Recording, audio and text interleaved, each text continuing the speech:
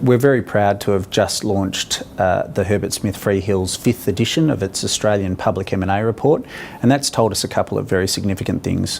One of the more obvious things that we saw in the report, and everyone would have experienced, is the drop-off in deal activity in FY13.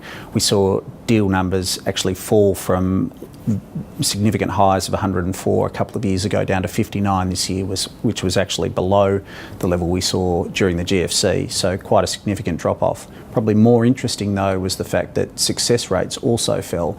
So in this last year we've seen the success rates for deals fall from highs of 81% last year down to 63%, and what that told us is that it was obviously far more important in these difficult periods to execute M&A and get the deal structure and mechanics right. So where was the action in 2013?